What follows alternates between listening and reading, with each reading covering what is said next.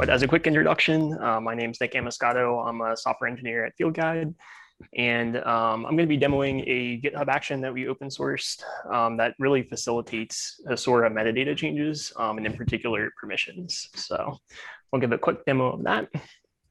Before I do, just a little bit of context into some of the issues that we were having using Hasura, and a little bit about Fieldguide. So we are building a complex security and financial audit platform to help auditing firms with audits that they're running. And we're a seed stage company that was around since 2020, have been using Hasura since the beginning.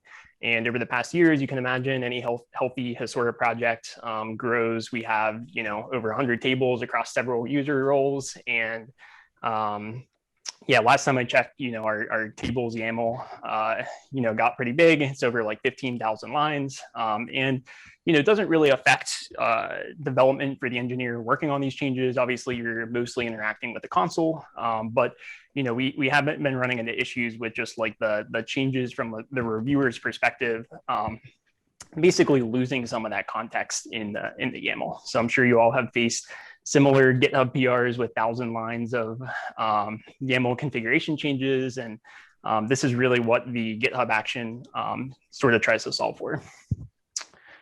So what I will do is pop over here. I have an example PR. I'm not going to click through the console, but I do have some changes that are staged via this timely Olympic themed data model.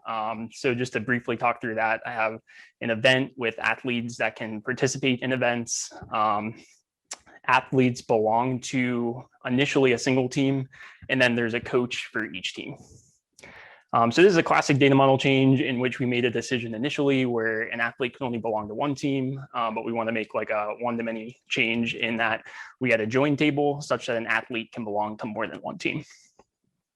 And then the thing to note, there's several user roles that are involved, but the thing that we'll focus on is the coach role in particular.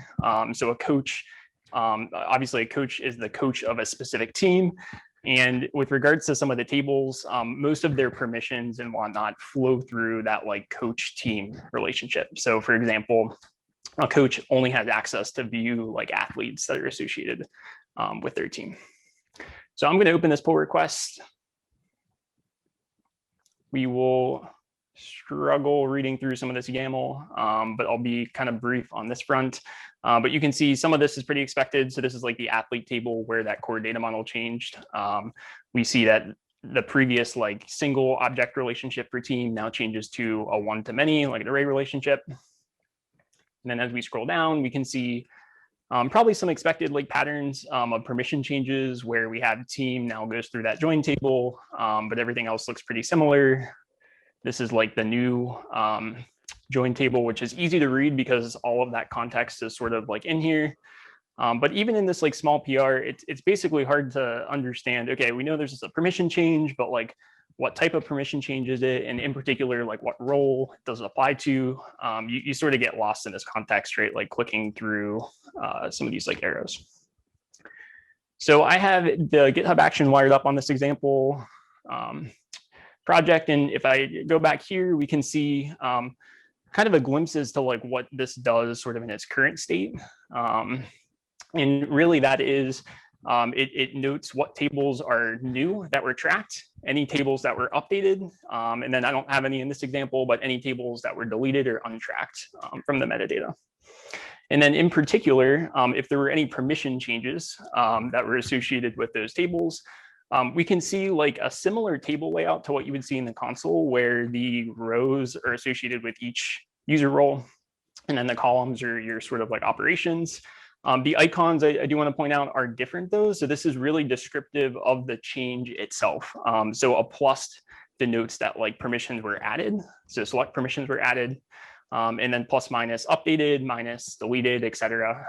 So what's nice is at a glimpse, you can sort of get a visual layout, if you will, of the changes in this PR. So there's a couple different ways to use it. we have the ability to deep link tables into the console if you have like a review or like preview app or something, which is nice. You're able to view permissions sort of in there. Alternatively, we've done sort of a side-by-side thing where you can have like the YAML on the right, this thing as sort of your like table of contents, such that like as you're reviewing some of the YAML, you can just basically kind of run through this as your sort of like guide, if you will, in terms of like what changed. So I will also show, this is just in the README of the GitHub action, but to wire this up, it's pretty simple. We're not actually implementing the like comment posting functionality. There's a bunch of GitHub actions that do that. So this is one of the ones that we found.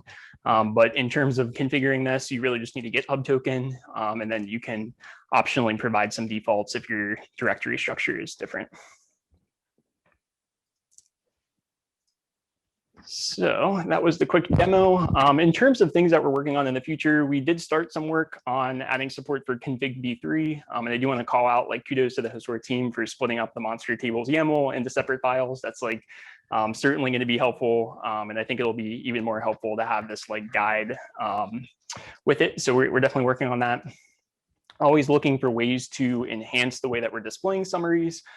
Whether it's like surfacing more changes. Right now, it's really just scoped to any tables changes and then any table permission changes, but things like column updates, et cetera, whatever is going to help that reviewer gain some like context and more easily review some of these changes. We're also open to considering additional output formats. Right now, we only output HTML, which is useful if you want to just like post like a GitHub like comment or something like that. But I did want to call out that like the diffing stage itself is decoupled from like formatting, so it's certainly extensible in that respect.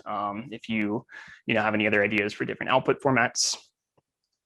And then finally, this might be outside the scope of this particular GitHub action, but even in that simple example we walked through, we've sort of started thinking about, okay, well, we have like for all these tables, different like patterns of permissions, right? So are there ways to figure out, okay, when you're making some data model change or something, can we easily identify the set of tables that should be updated?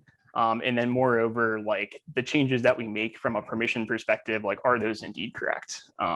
So that might be outside the scope of the GitHub action, but along the lines of sort of like changes that you'll commonly see when introducing like data model changes, et cetera. So that's all I got. My contact information's on the slide. Admittedly, I'm not on the Discord that much, but my handle is there for Twitter and GitHub. So feel free to reach out there. It'd be a missed opportunity if I didn't mention that Fieldguide is, of course, hiring. So I did want to throw a shameless plug there. And then my email's there as well. Feel free to check out more about like the company itself at fieldguide.io. But most importantly, if you hit up the GitHub marketplace, you can just search for Hasura change summary and check out the GitHub action, and hopefully it'll help you guys out. So thanks so much.